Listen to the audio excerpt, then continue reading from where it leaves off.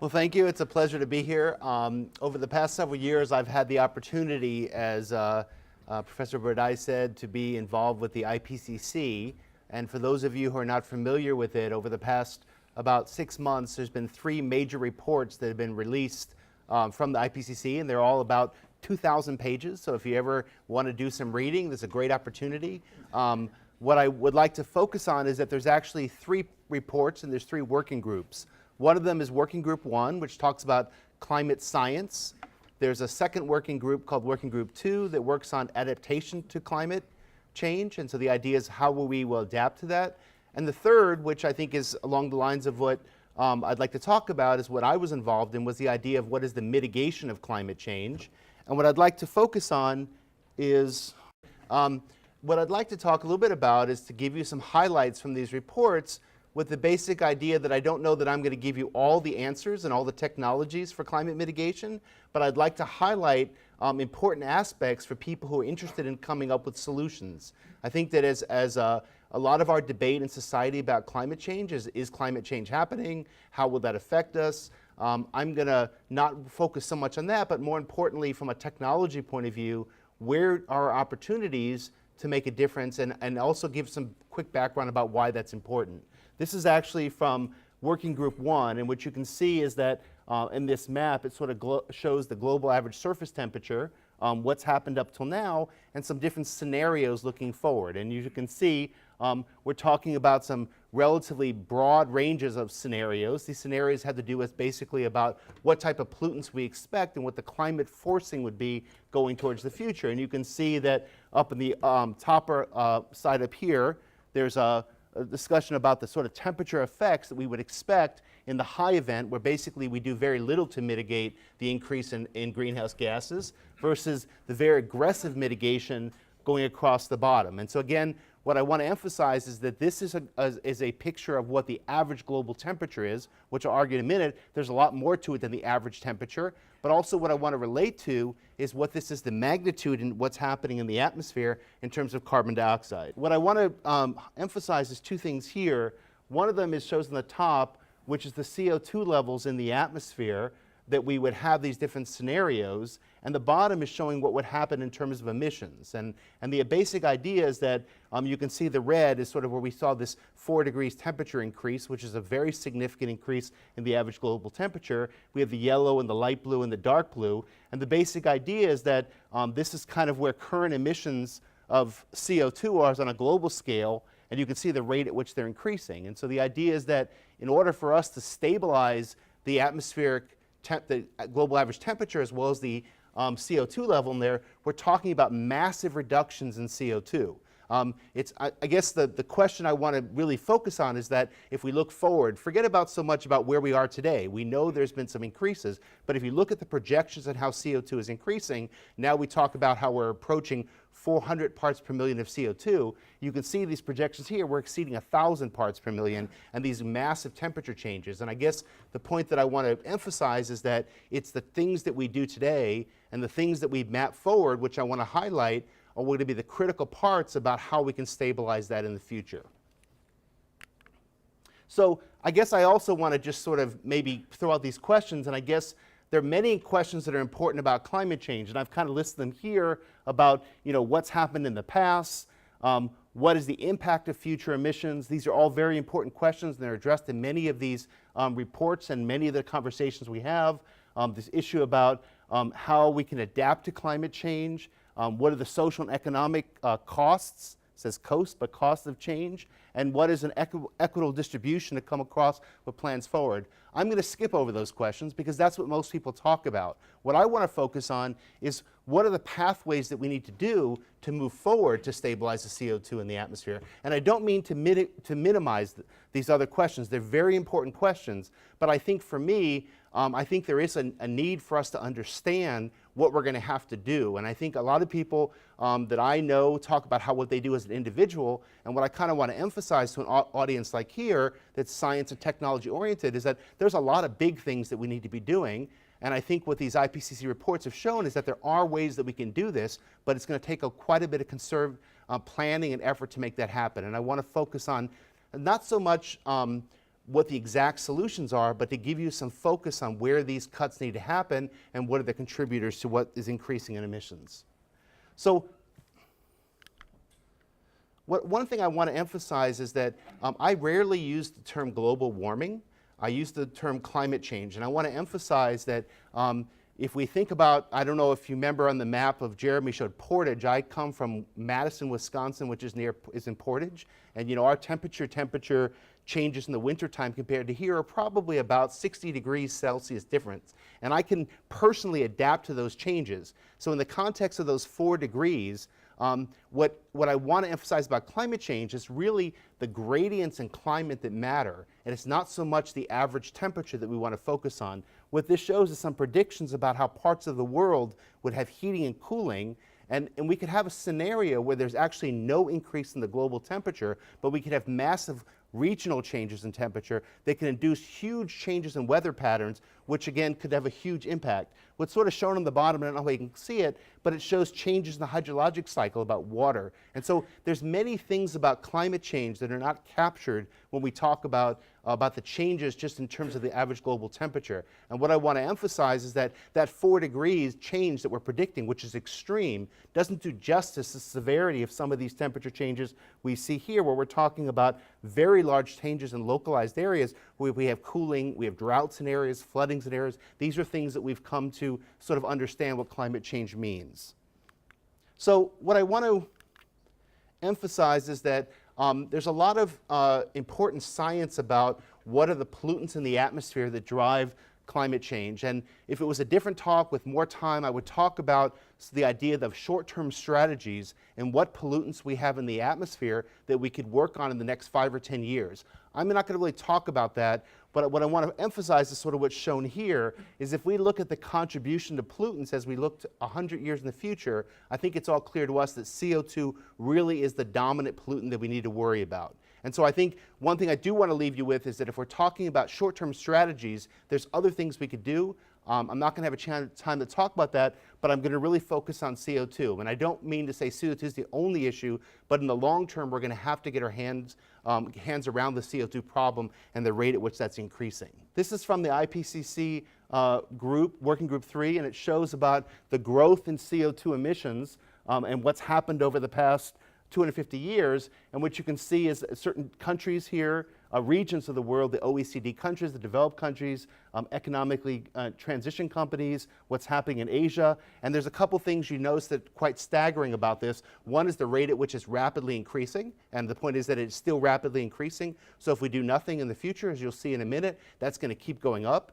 It's also, if you look at a historical perspective, there's issues about equity, about who's contributed to the CO2 that exists in the atmosphere now. The blue has a lot, but there's also the rapid increase in the green. So we have the issue, which you can see even better in the next slide, where we divided the world into different groups. And you can see on this end here, this is kind of an interesting perspective, is this is actually bunkers, which are basically ships that are traveling around the world. So that's even a noticeable contribution to CO2 emissions. So if you can see, the red here is about transport. We have the purple is about buildings. The light blue is industry, and then land use changes are the green, and yellow is energy production. And we move here from the global transportation to low-income countries, low and middle, mid-income countries, and high-income countries. And one of the things that's really important to recognize is first of all, as income increases, we see much larger increase. But what's really interesting is the relative contributions of people's CO2 emissions changes based on this economic development. I think it's not surprising to us, but it's important for us to see that. If you're in a very poor country, most of the CO2 changes have to do with land use.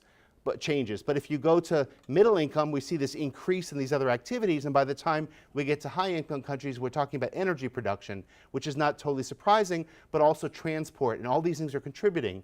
What's very important is these upper middle income countries, and so this is the total amount. You can see the rapid increase in that. So we see this rapid increase in all these different sectors, and the question is, what are we doing to control this, and what are the approaches to it? And I think what this report largely does, and I'm going to give a couple highlights, I can't go through tremendous, is looking at each of these sectors and say, what are the opportunities for us to do in terms of land use, in terms of energy, in terms of transportation, in terms of buildings. And you can see that, in developed parts of the world, energy is very important, buildings are very important, industry is very important, and transportation. And so the question is, what are the strategies which each of these sectors in order to come this down? And remember, if you saw the graphs before, in order for us to stabilize the CO2 in the atmosphere, we largely have to bring this down, not just to stabilize the emissions, but drastically reduce the emissions to stabilize what's in the atmosphere, because of the fact that the CO2 in the atmosphere lasts about 100 years. So there's a great accumulation of the emissions.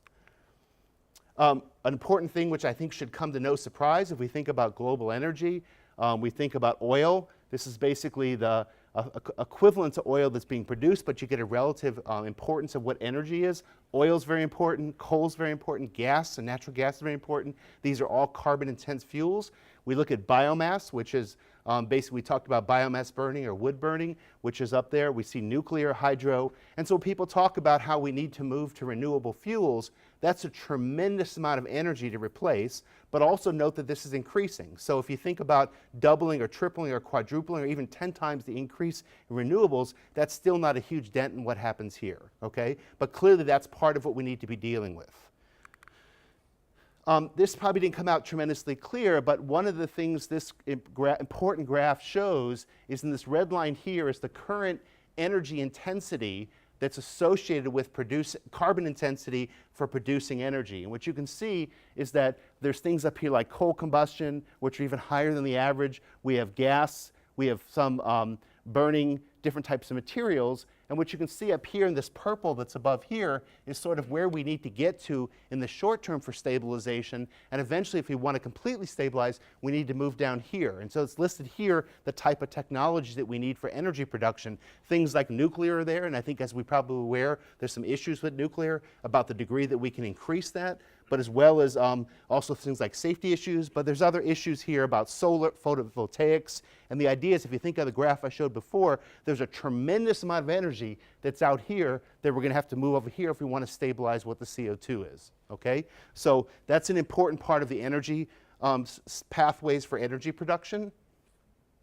One of the things that's a potentially huge game changers, and this is what's called carbon capture and storage. How many people have heard of carbon capture and storage before? Does anybody know what I'm talking about? And the basic idea shown very simple here is we're burning carbon-containing fuels. We can capture that and either bury that or recycle that and make new fuels out of it, so it's a closed loop. There's a saying about how carbon, instead of being a source of energy, could be a storage mechanism for energy.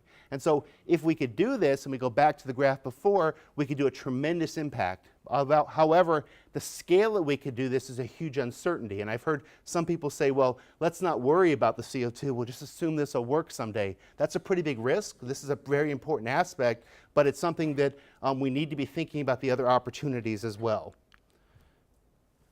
One of the things that's shown here is basically the CO2 emissions per amount of energy produced. And what you can see is one of the great things about carbon capture and storage is if we actually use renewable fuels and use carbon capture and storage, they're actually CO2 we produce is negative, okay? So that's what's shown here, because basically we're sucking up CO2 from the atmosphere to grow this biomass material, and then we burn it, we prevent it from coming to the atmosphere. So the net effect is reducing those. But you can see by putting this carbon capture and storage, we can drastically reduce what these are. And again, thinking about these energies that have the lower parts are very important for this energy supply, which if you saw before was like 30–40% of the global energy that we need to we need to be able to supply. The next thing I want to mention real quick is about mobile sources, and I think this fits very well with what Mike said before about thinking about how we think about cities and how we transport people around. The basic, what's shown here is this idea about sort of current vehicles and sort of what technologies we move that's going to drastically reduce the amount of CO2, and we're moving from things about more efficient vehicles, hybrid vehicles. We're talking about not only moving vehicles, but switching over to things like buses and rail, how we can drastically reduce the amount of CO2. I think people are aware of that. That's a major issue in sort of developed countries, or maybe you'd call us underdeveloped countries like the United States, who have lots of affluence, but our transportation sector is not very advanced, and therefore we have this tremendously high CO2 emissions. And so the question is, in places that are building infrastructure, we'd like to see things down here, and the question is, the places that have the high carbon intensity in transport, how we can move things down this way. A major part of this is about vehicle ownership, and you can see this issue about GDP here, per capita GDP, shows about people owning cars, and you can see as countries get wealthier, we have more and more cars. But you can also look at the end of there and you see Denmark versus the US. So there's different pathways that we can have about car ownership. And so you're talking about certain parts of the world, there's almost one car per person. I'm embarrassed to say, but my family has more cars than it does people, but we won't get into okay, so, but this is an important aspect as well. Again, there's tremendous amount about vehicles being driven, and thinking about countries that are undergoing development, about what's happening and how people are getting around. So we have this issue about trying to move these countries forward in terms of economic development without following this pathway, like us bringing these countries down, about trying to reduce the amount of about vehicles they have, because vehicles are part of the problem for air pollution as well. There it goes, which actually shows what the distribution of modes of transportation are. And again, I think it's very clear if we think about sort of where things are not working well from a CO2 intensity point of view. If we look at somewhere like the US, where we have tremendous amount of motorized private transport, again, everyone's driving their own cars around, we have tremendous amount of CO2, and we move down this sort of list showing about how people have motorized public transport, but more importantly, how people have unmotorized transport, bicycle, walking, and other technologies like that. And so we historically have thought about this as sort of going from poor to wealthy, but I think we want to do stuff to where we can reverse this, where we're thinking about how affluent places can improve health, can improve air quality by trying to reduce the motorization of transport. One of the important aspects of what the IPCC report has done is what we call this as-if decomposition. And the basic idea is that we can think about CO2 as being a multiplicative of these four different factors. One is the activity, so how much is actually what society is demanding. The structure, the way we deliver the needs, so it could be transportation or it could be energy. The intensity, which is sort of the energy efficiency of the process, and then what the fuel is. And the basic idea is we can multiply these together to get the CO2.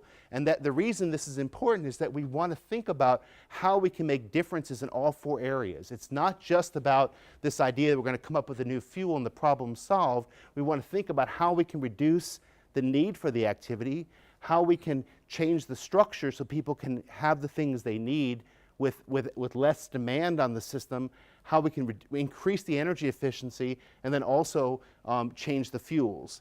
And what's interesting is that it shows what's happened over the past sort of decadal periods about what's been happening in terms of global demand. And what you can see is that the dark blue is actually how GDP has increased, which one of the major themes that I will leave you with is that this idea that we need decoupling how GDP increases in carbon intensity is really important. In other words, how can we become affluent and have higher quality of lives without having CO2 track that? That's something you've seen here. The light blue is basically how population has contributed to this.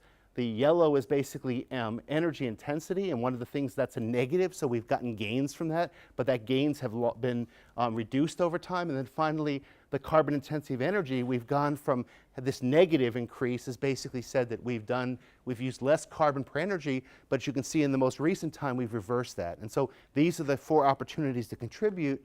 And then finally, there's some maps, which I show here, that show about what the opportunities are, the relative contribution, population, GDP, carbon intensity, and energy intensity. And the idea is how much can we do here to greatly reduce as we look forward. So with that, I just want to have a couple quick conclusions. And then basically, I think that the long-term mitigation of climate change will require massive changes or reductions in carbon dioxide emissions. We're going to need possibly the carbon capture and storage is a big game changer. There's not going to be a single solution. I think if you talk to many science or technology people, they're trying to develop the one widget or technology that's going to change and fix everything. And I think part of my message is that we're going to have to work in many of these different areas, and that we need to find reductions in this activity, demand, the structure of how we have put society or urban infrastructure together, the intensity, the energy efficiency, as well as the carbon intensity of the energy that we're using. And that the last sort of comment which I made before is that it's very critical for us to have any hope is that sort of decoupling this GDP associated with the carbon increasing. And that's a very important point that's sort of like the best message of going forward about how we can bring these together to reduce what CO2 looks like while we still can increase our quality of life. And with that, that's all for now.